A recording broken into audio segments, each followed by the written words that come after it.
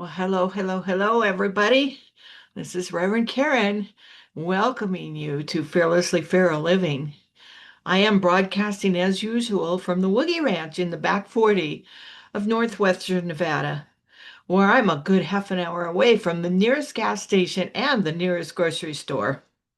And wide open space is both a lifestyle and a spiritual teacher. This podcast explores real, practical ways to apply New Thought spiritual principles and practices so that you can create a deeply successful, meaningful life and live creatively, courageously, and successfully. Fearlessly Feral Living is a focus ministry of Centers for Spiritual Living, devoted to cultivating a world where every person lives wild, awake, free, and unapologetically alive. So I gave a talk this morning. I gave this talk um, to to CSL Greater Pittsburgh. It's a teaching chapter in Pittsburgh, of course. So when I say this morning, I mean this morning at dark 30. It was 7:30 my time because I'm Pacific time in there, Eastern time. And I spent quite a bit of time working on this talk because it took a while for me to download what really needed to be said in this talk. And when it finally downloaded, I realized that not only was I going to deliver this talk this morning to CSL Pittsburgh, but I was going to put it in a podcast because I'm being nudged. Those little intuitive nudges we get. I don't know why I'm being nudged. I just know I am. I'm being nudged to share it with you. So here we go. The title of this talk is called Being a Possibilitarian. And this talk is the title and the topic comes from our own global vision themes, our global themes through CSL. And I want to commend the person who created the talk topic and the title and the word possibilitarian. It's such a fun word. A little bit of a tongue twister. Don't try to say it fast, but we're going to go and hopefully I won't twist it up when I'm going through here. So I'll be real honest with you. Limitation frustrates me. Now, if you've listened to me before, you know limitation frustrates me. I don't like it in my life, and I don't like it in anyone else's. And so, yeah, when I saw the title of today's talk, Being a Possibilitarian, I knew this was something I could sink my teeth into. Because when we open up to possibilities, we eliminate limitation from our lives. And when we eliminate limitation from our lives, life is perfect. So later on, at the end of this podcast, I'm going to give you a definition of perfection and see if all of this stuff doesn't tie up together in a nice, neat little ball that's really pretty and shiny and sparkly and full of light. So today, I want to talk about becoming a possibilitarian through the principle and the practice of oneness and the practice of what if. Notice I said oneness is both principle and practice. And that's your first hint. We're going to talk about oneness a lot. Notice I said, what if, I'm sorry, did I just say what if is a principle and a practice? Okay. What if is just a principle? What if is listed in my new book, How to Live Fearlessly Feral, as a spiritual practice. Oneness is both principle and practice. I want to make that pretty clear because there's so much more to oneness than the standard brand definition we always use, which of course is there's one God. One God. That's the definition of oneness. Well, there's more. There's so much more. Oneness, when we live in it as principle, does really cool things like eliminate loneliness from our lives. And it opens us up to possibilities. Oneness, when used as a spiritual practice, empowers us. So, how does this work? Why can't I say these things? Oneness is about more than acknowledging that there is just one, that there is one God. That's not all it is. That's part of it for sure. But in acknowledging that there is one God, we also acknowledge that God is everywhere present. There's no place where God is not. Thus, God is a part of us and we are a part of it. Now, think about that for a minute. If God is a part of me and God is a part of you, then it is also a part of everyone else. Yes, even those people, which makes us all connected, which means there's no separation between me and you. When we have this realization that we are connected with God and one with it, how on earth could we ever be lonely? I will tell you that if I ever find myself feeling lonely, which I haven't in a very long time, my solution would not be to go out and find a friend. My solution would be to reestablish my connection with God. Oneness and our connectedness means that what I think and feel affects you and vice versa. This is another aspect of oneness that I don't hear a lot of people talk about. I don't hear people speak to this. But if God is in me and God is in you, then we are connected on very, very deep levels, quantum levels, if you will. And yes, quantum physics has proven to us what I think and feel affects you, and what you think and feel affects me. This is where the consciousness of the human race comes in. We are one giant ball of consciousness. Think about that when you think about what is happening in this country right now. And think about the fact that because of oneness, we have a personal responsibility to watch our thoughts and change them if they are limiting. You know, those thoughts that are negative and hateful and you, and them, those things are limiting, very, very limiting. We need to change those kinds of thinking and move into solution rather than problem. That's how oneness principle works in our life. I also believe that, and this I get this from studying Ernest Holmes extensively, that oneness, as I mentioned earlier, is a spiritual practice. Every day is a day in which I consciously reaffirm my oneness, reminding myself that I am one with that force we sometimes call God, and it is one with me. On days when I'm feeling particularly separate, in other words, not feeling the oneness, I turn to Ernest Holmes for help with my reminders. Because let's face it, without oneness as a beginning, everything else just kind of falls short. Plus, there's a tiny little fact that every time we do a treatment or affirmative prayer, the first thing we do is acknowledge the oneness of God, and then we acknowledge our connection with it. This oneness thing is scattered throughout our teachings. But there's even more. I'm going to say it now, but wait, there's more. There's even more. Take oneness even further and consider that our power and our empowerment comes from oneness. Because if God is everywhere present and manifested in all forms, then it is also manifested as us. And if it is manifested as us, then we would not, by extension, have all, then I'm sorry, if God is manifested as us, then would we not, by extension, have all the power that God has? That's oneness, guys. We've got the power that God has because God is us and we are it. We're all one. So I'm not just spouting off here. I get this from Ernest Holmes. And for this talk, I did a lot of deep diving into a book called Love and Law. And Love and Law is this really cool little book that's basically a transcription of a lot of the talks that he gave. And in this book, he says we need to consider ourselves as the infinite creative power. Quote, tonight, I want you to consider yourselves as the infinite or creative power. There's nothing ambiguous about that, guys. If that isn't oneness, I don't know what is. And yet we balk about that. Tell someone I'm the infinite and creative power, and they're like, no, go away. I don't want to hear it. I don't believe that. That's sacrilegious. Well, I'm sorry. I believe it when Ernest Holmes says We are the infinite and creative power. And I often wonder why we limit ourselves by discounting suggestions like that.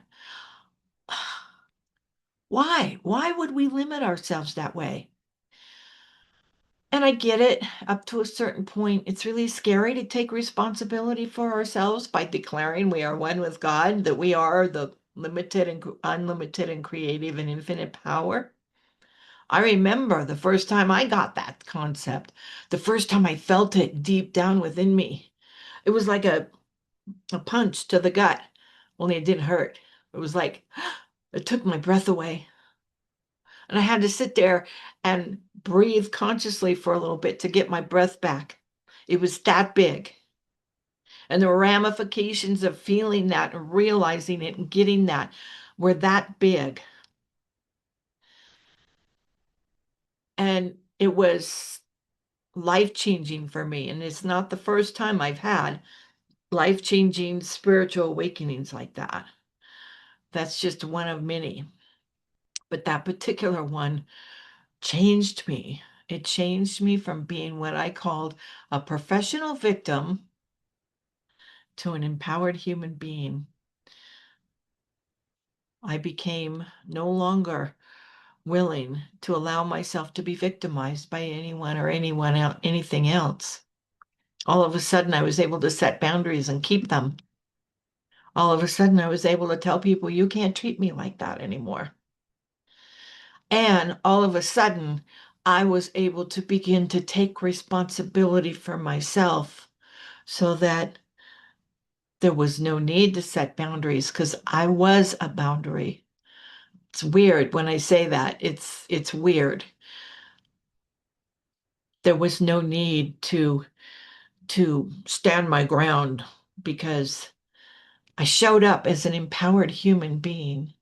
My whole energy was different. My everything, my consciousness was different. It was all different. And it all of a sudden it was like I took responsibility for my life. I took responsibility for my decisions and my actions. And when we take responsibility, we are empowered. From that point onward, I began thinking of myself as, in Ernest Holmes' words, a unique and individualized manifestation of God.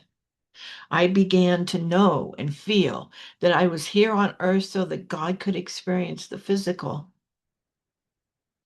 Talk about being a possibilitarian. Oh my God, really? Okay. Living in oneness like this, having oneness be both the principle upon which I based my life, as well as a practice that I indulge in daily. There are no limits in my life. Well, there are sometimes. There are when I forget. There are when I forget to practice, to remind myself of my own oneness on a daily basis. They are when I forget to live in oneness. It's why I keep reading books. It's why I keep studying. It's why I keep showing up. It's because we forget. Oh, excuse me. So when we remember, and we have so many tools to allow us to remember, we can be possibilitarians all the time. And I want this for you. And Ernest Holmes wants it too. He wants it for you. I can speak for Ernest Holmes. He said in Love and Law, I want to endeavor to show you how you can become less limited.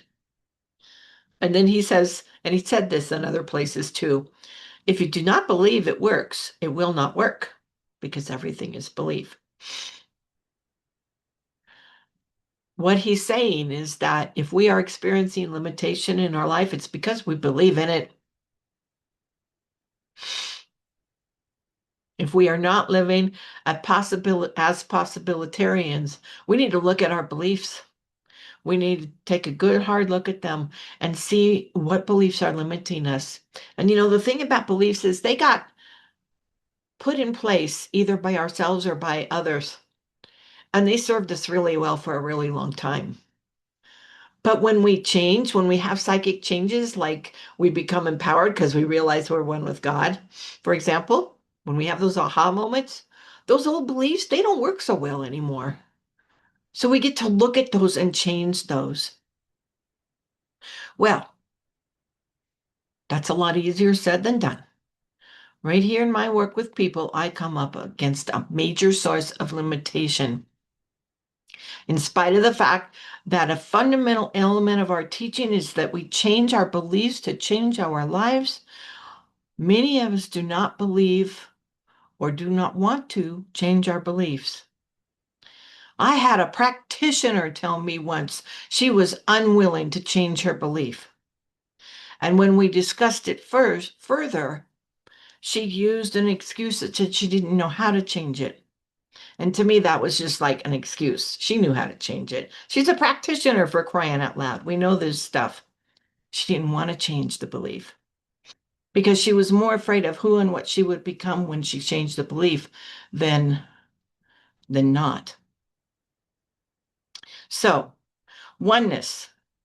God is all, everywhere present. We are part of God. God is a part of us. Through this, we are empowered. Through this, through oneness, we are unique and individualized manifestation of spirit. Through oneness, what I believe and think and feel and do and say affects you and vice versa. Through oneness, we get to take responsibility for our lives because we are that. Now, let's introduce what if into this scenario. I call this the plain what if game. I have a lot of fun with what if. It's why I included what if as a spiritual practice in my latest book. By the way, you can buy my latest book, get it in digital version from Amazon.com or from BookBaby if you're boycotting Amazon, bookbaby.com. Print version, contact me. I'm having distribution issues. Well, I'm not having them. The book is having them. The publisher is having them. I've got books for sale. Not only that, but if you're going to the Spiritual Living Convention in Reno on April the 7th, which is a little over a week away, I'll be selling my books there. I've got a table there and I'm selling my book. So come see me, get the book. Got to get the book. So, what if? Let's just play what if and pretend that we're open to changing our beliefs. What if we were willing to explore ourselves enough to discover any limiting beliefs we might have? And what if we were then willing to enter that beautiful creative process, that thing right there, that teaching symbol, that arc of creativity from thought to manifestation? What if we were willing to enter that beautiful creative process by changing our beliefs? What if we were willing to enter that by creating a new belief in its place? What if you believed that you were a unique and individualized manifestation of spirit, put here on earth so that God could experience the physical through you? I mean, look around you. If God is everywhere present, it is truly everywhere present. It's in me, it's in you. I'm looking outside my windows. I've got clouds and mountains and a breeze and little quail running across the yard. Nope, there goes a bunny. It's in all of that. So God experiences the physical through all of its creations. Why do you think we're here? That's because God needs to experience the physical. It's how God works. So these kinds of what if questions are just about the deepest questions we can ask ourselves. When we ask what if, we can then move into contemplation about what if indeed. Here's some other what if questions. What if I were enough? Ask yourself that one. What if I had healthy self-esteem? What if this world was really a world that worked for everyone? I know lots of people in this movement who scoff at that statement. It's not possible. Well, I believe it is possible. What if my life were perfect? There's that word again, perfect. Do you think such things are possible or not? We can sit in the quiet and daydream about what these things would really look like. We can visualize them. We can feel what it would feel like if they were really true. This is called setting a mental equivalent. In Love and Law, Holmes says there must be something inside of us which equals the thing that we want to do. And the very next sentence, he says, water will reach its own weight. We're 90% water, guys. We attract our own weight. So if you're attracting stuff into your life that isn't too much to your liking, look at yourself. Change that and you will attract something different. This is what mental equivalence is all about. When we change what we're thinking and feeling, and we get a new mental equivalent. Now, here's a big mouthful that Ernest Holmes has when he's telling us how to get a mental equivalent. Deep breath. By practice, meditation, thought, study, intelligence, concentration, inspiration, hope, faith, love, prayer, desire, and work, there is no other way. That's what he says. I'll say it again. Ernest Holmes says we get a mental equivalent by practice, meditation, thought, study, intelligence, concentration, inspiration, hope, faith, love, prayer, desire, and work. There is no other way. So do all of that to get a mental equivalent. Or you could go to the Science of Mind textbook, in which there is a chapter called Mental Equivalence. It's 15 pages long. Read that chapter. And then contact me and tell me how you plan to create mental equivalence in your life. I really, really mean that. He takes us on a nice little journey through faith and the law of attraction and treatment in that chapter. So obviously, when we do the spiritual practice of asking ourselves, what if? There's a lot more to it than just asking ourselves, what if? Asking ourselves, what if, activates the creative process. A process which begins with oneness and moves through contemplation, in which we formulate that mental equivalent and we activate the law of attraction and we move into faith and treatment and we pray, changing our own minds in the process. Because remember, Ernest Holmes says prayer changes the mind of the one doing the praying. And then we move into the work, the moving of our feet. We treat and move our feet. We take action. And through it all, we realize our oneness with the one, which is where we get the power to be and do everything necessary to replace anything in our lives, any limitation in our lives, with complete success. This is where we become possibilitarians. So I want to wrap up this little talk today, this podcast, with what I promised you in the beginning, with a definition of perfection. I just heard about this a few weeks ago, and I've been thinking about it ever since. It goes pretty deep. Are you surprised? It goes deep. Consider that perfection means inclusive of everything. In terms of oneness, God is everywhere present and in everything. We are a part of God, and it is a part of us. Oneness is both cause and result of our personal inclusivity. So if we practice oneness, if we embody it, if we be it, if we make oneness real in our lives on all levels, then our lives are perfect because everything is included in that. Oh my goodness. So there you have it. There's my take on oneness, be it a possibilitarian. And it's not the only place I talk about oneness, by the way. I talk about oneness a lot. I talk about it in my book as in both the spiritual practice section and the spiritual principle section. It's a big deal, oneness. So I hope I will see you at the convention. If not, I hope we get to communicate via email or send me, a comment on one of my posts or a comment to this podcast.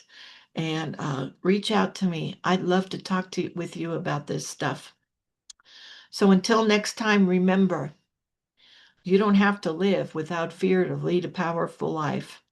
You simply have to stop letting fear be the one holding the reins.